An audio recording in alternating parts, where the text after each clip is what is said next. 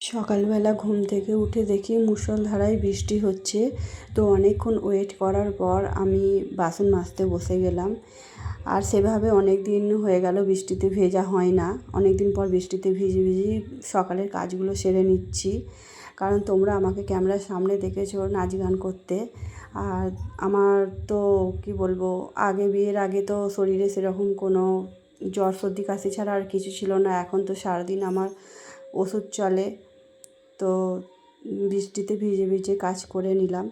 নেওয়ার পরে এখানে দেখো সকাল থেকে শুরু হচ্ছে আমার খালি পেটে ওষুধ খাওয়া। তো ওষুধ খেয়ে নিলাম। তো সারাদিন এত বৃষ্টি, সারাদিন মনে হচ্ছে বৃষ্টি হবে, কারণ আকাশে যে ধরনের মেঘ দেখছি মনে হচ্ছে নিম্নচাপের বৃষ্টি, সারাদিনই এই বৃষ্টি হবে। আর আজকে যেহেতু সোমবার, তো আমাকে সব ধোয়াধুয়ি করতে হয়।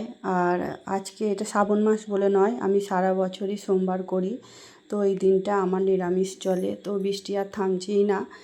আমি আর আমার ছেলে মিলে গিয়ে বাজার থেকে সবজি করে নিয়ে এলাম। বাজার বলতে আমাদের পাড়া থেকেই সবজি বাজার করে নিয়ে এলাম। তো আজকে যেহেতু সোমবার আছে নিরামিষ, তো আমার ঋষি বলছে মা খিচুড়ি করো, তো খিচুড়ি রান্না করব আজকে। আর এখানে সবজি বাজার সব নিয়ে এসেছি। আর এত বৃষ্টি হচ্ছে, ঋষি স্কুল যেতে চাইছে না, তো আমিও পাঠাইনি জোর করে বৃষ্টির জন্য। ওকে বলে দিয়েছি যে যেমন স্কুলে যাসনি ঘরে পড়তে বস। ঋষি ঘরেতেই পড়াশোনা করছে। আমি বলেছি 2 পাতা লিখে আমাকে দেখা, আমি রান্নাটা করে নিই। আর এখানে রান্না আমি চাপিয়ে দিয়েছি, আর খিচুড়ি চাপিয়ে দিয়েছি। আর এই বৃষ্টির জন্যই এই যে দেখছো রান্নাঘরের জানালা, এই কোনো জানালা দরজা সেভাবে খুলে রাখা হয় না, কারণ মাঠের ধারে বাড়ি।